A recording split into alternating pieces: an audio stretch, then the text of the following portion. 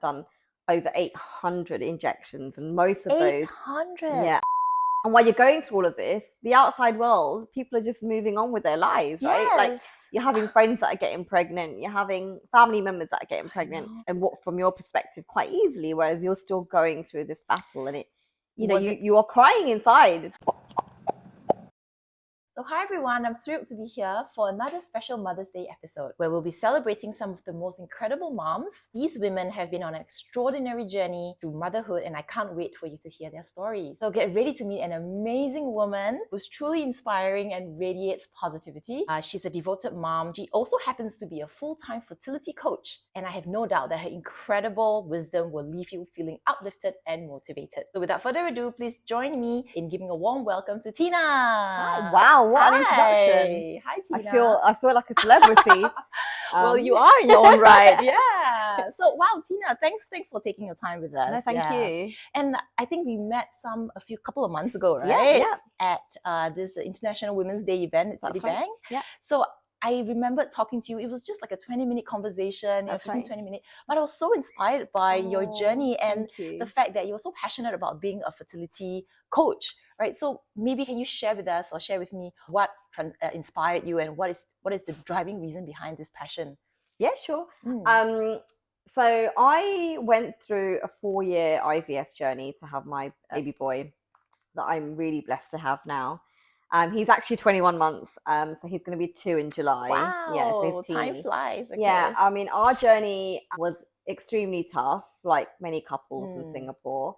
We, were trying naturally, happily, not realizing anything was wrong. And through routine fertility tests that my husband had done, the report showed that he has low sperm quality and count. And we were told quite bluntly by the doctor that your chance of conceiving naturally is pretty much none. So you have to do IVF treatment if you want to get pregnant. Okay. And it was at that point that we really started our roller coaster IVF journey. We didn't know what was going to happen and what to expect. And it was a journey of emotions. There was, so much feelings that you go through that you just can't prepare for. And I always talk about the mixed emotions, like your mind feeling like a blender because you've got fear, you've got guilt, pressure, anger, feeling overwhelmed, anxiety, just worrying constantly. And that's just the mental load. And then you have the physical load from all the treatment that you're pumping injections into your body, essentially, for every treatment or cycle. Personally, I remember counting, I'd done over 800 injections, and most of those, 800. and most of those were done by myself. Oh, wow. How long was your journey? It was around 4 years. 4 years. And 4 in the years. 4 years, you did 800 injections. 800 injections. I had a 6-hour operation, a robotic operation to remove endometriosis and adenomyosis that I had. Okay. And that's just a slice of it. I also had so many different tests done, like blood tests and lipid infusions and tests that I had to travel to Malaysia for because they don't do them here. Right. And that's just like the journey in a bit of a nutshell. So there was so much involved going through everything I went through. And going through that kind of alone with my husband, not having that emotional support, made me realize that actually there's a calling here for me. And I've always wanted to change my career anyway. I've been in digital marketing for about 15 years. Okay. When we found out we were doing the IVF journey, I decided to take a break from that career and retrained to be a coach. So I did all my training in Singapore. I wanted to be a fertility coach because I realized that couples and women going through this journey need emotional support and guidance. It doesn't exist. I hear your story, and I feel like as a woman going through as a couple, you mentioned that, but as a woman, you went through, it seems like an incredible, like 99% of the journey was really via you. And for whatever reason, it sounds almost unfair, Yeah, it is a little bit. And earlier you mentioned that, it was actually your husband's issue. Yeah. And then as a result, you also faced certain issues, but it was like the whole load was on you. I mean, how did that make you feel as a woman? I'm sure your husband's very supportive and extremely present for you, but yes, you're right. So maybe just talk a little bit about, like, as a woman, how did it make you feel? I won't ever say I felt resentful towards my husband, because I always knew that with my age, because we were trying later on in life, there would be complications on my side too. We made a real effort to do it as a team, because we thought if you start then arguing amongst yourselves on top of all the other emotions that you're going through, you're going to find it even more tougher, and you're going to be alienating yourself and be really lonely. So we really worked together. We were very open about how we were feeling, and I was communicating with him, and to hear how he was feeling was also heartbreaking for me, because he was watching me do the injections and feeling that it was his fault that I'm going through all this. The injections and the hormones had a real impact on me physically. I was always bloated, constant nausea. I ended up having severe gastric issues, which I then had to put my treatment on hold, treat my gastric issues, and then go back to the treatment. So for him, he just felt like all of these things that were happening to me were because of him.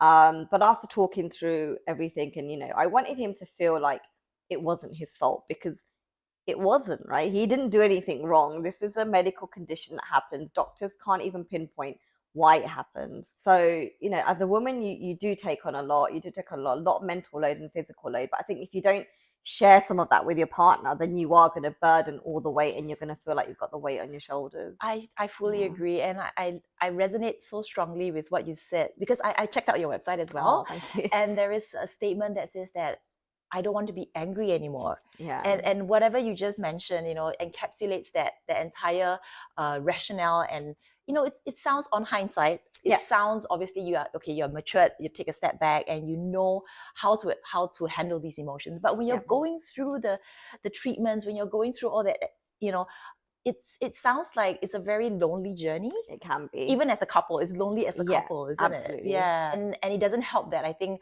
external people ask you questions. Yeah, of course. And well-meaning relatives or well-meaning strangers just casually asking you a question like, do you have kids, or why don't you have kids? And completely innocent, but at the same time it triggers you, doesn't it? So I mean, are there any common misconceptions, or what are the top 3 maybe you can share with us in Singapore, or you've experienced in general? Yeah, I think the first thing is that people always think that you're going to live life in this like linear fashion. So you're going to go to university, you're going to study, you're going to get a job, you're going to get married, and then you have kids, and everything works out beautifully. That's right. And that's like the dream. It is the dream, right? But it doesn't always work out like that. Women are finding partners later in life. Like, I'm Indian, but I got married in my mid-30s, and that's deemed to be quite late. Okay. And therefore we're having children later as well. So the misconception is that you're going to have kids straight away, it's all going to be fine and it's going to be easy. But unfortunately, for a lot of couples, 1 in 6 couples now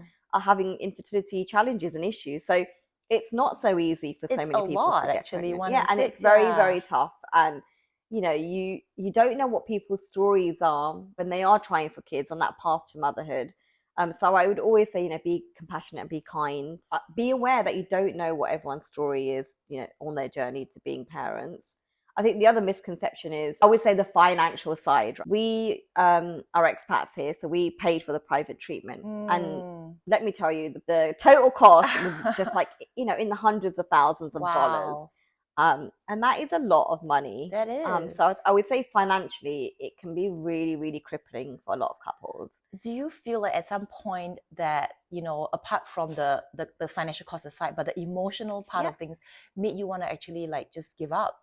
Exactly. So that was my next, the emotions that you go through, like we were going through so much, and we feel like we were really being tested as a couple, tested as a woman, going through all the different motions, cycle after cycle. We had 3 failed cycles, and that was just a treatment. Then we had 3 failed transfers, which is when they get the embryo and they put it inside the lady. And in between, we had lots of other challenges that we had to face. In between, you have so many different things that your emotions are just all over the place. That you, 1 minute you're feeling hopeful because you feel like this could work, only to be told that your cycle failed and you didn't have any eggs at the end of it. So then you're down at rock bottom again. And while you're going through all of this, the outside world, people are just moving on with their lives, right? Like, you're having friends that are getting pregnant, you're having family members that are getting pregnant, and what, from your perspective, quite easily, whereas you're still going through this battle, and you know, Was you are crying inside. Really, you are crying inside.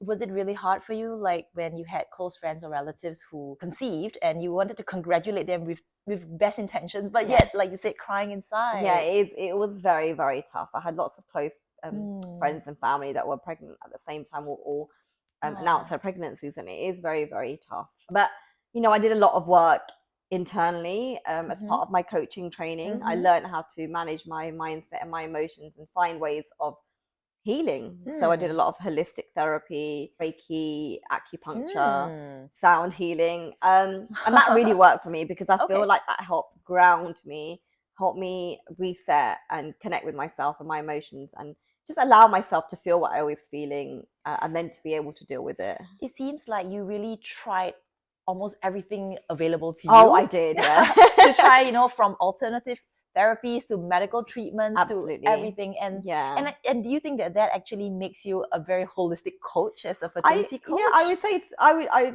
hope so. Yes, because you know, my belief is that you can help yourself to a certain extent, right? And you just need someone to help guide you. You've got the ability within yourself to help yourself. But also there's other therapies that you can, if they work for you, that you can embrace, because it will really help you from a mental and a physical perspective, because your treatment changes you. It changes your body physically, and with all those chemicals and all those hormones floating around, you know, there's definitely an impact it has on you. And so for me, I wanted to choose therapies that weren't adding more drugs to the system, but that were more holistic, things that weren't intrusive. But I know it worked with me because I felt like my emotions were being grounded. I felt like my energies were being grounded. So it helped you, like the physical part of things, okay, the doctors were taking care of it. Exactly. But the emotional side of things, the mindfulness and all that, you needed to take care of it yourself, right? And that was something which helped balance the entire process. I think so. And my husband and I also had a fertility coach.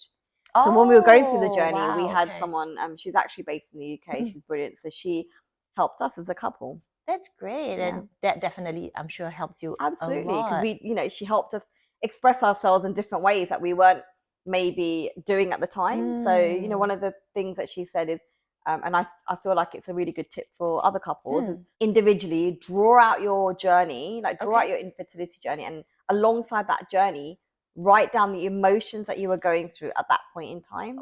So we kind of like had it wasn't linear, but it was like up and down, like roller coaster. I'm sure, And then we wrote next to each of those bits, like, okay, when we were going through our cycle, this is how we were feeling.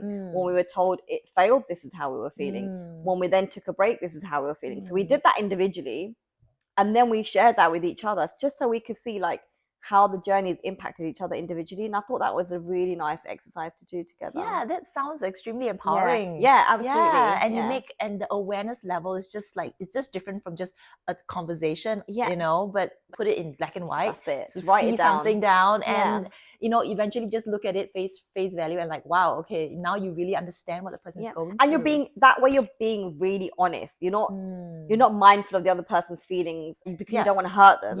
But you really want to be open and transparent about this is how I was it's about feeling. My feelings as well, and I want to face them up front, right? I want to, and I want to be honest about it and not like hide behind, you know, the shield of like wanting to upset someone else.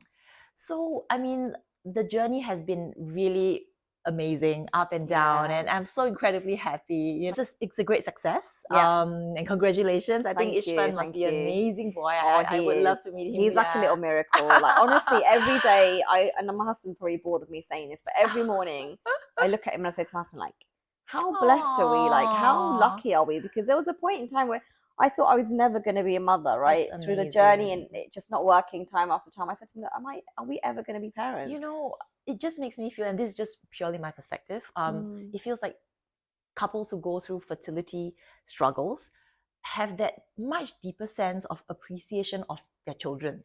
You know, I'm not saying that parents who conceive naturally don't, but I'm just saying that, you know, when you have to work that much harder to get something, the sense of appreciation is just I would say it's different. It's different. I think I definitely agree, because you know, he's a miracle. There was a point in time where we didn't think he would ever be here, and every day it's a reminder that, you know, miracles can happen, and your world can just change like in a short space of time. So I mean, on hindsight, right, and if there are couples out there listening, you know, who are probably thinking of starting a family or having struggles like yourself, like you have. It may not even be couples who got married later, I want to start having a family later. Even couples who have it at mid-20s have had fertility issues as well. It can hit you at any age, right? Yeah, So absolutely. what would you give these couples, words of encouragement or any advice that you would, like practical advice you would give them? Yeah, I mean, it's always a tough one because everyone's journey is unique.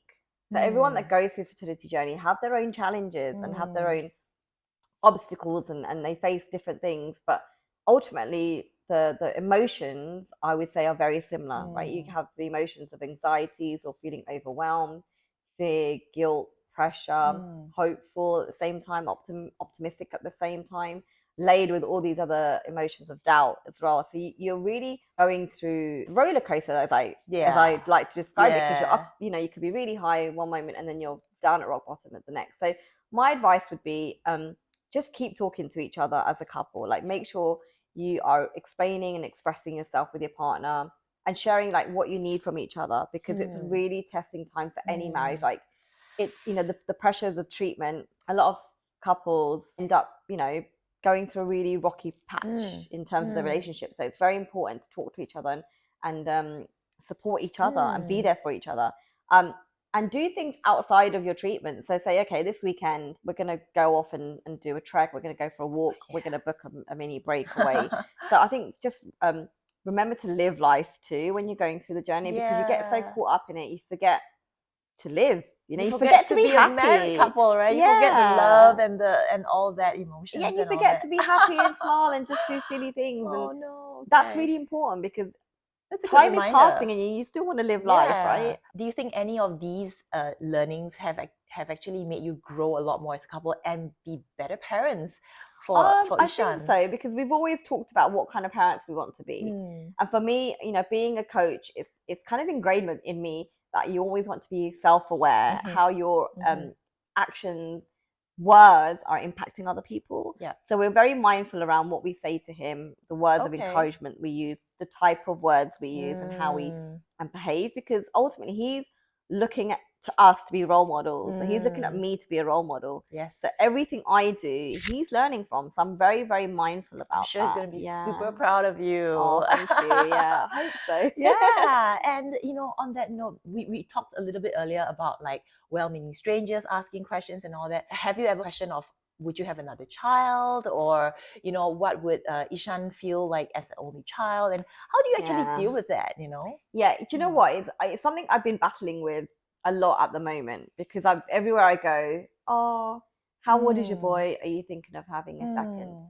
And actually, everyone in my group, in my NCT group, everyone that had their kid the same time as Ishan, are now all pregnant again or have had their second child. So I really do feel it.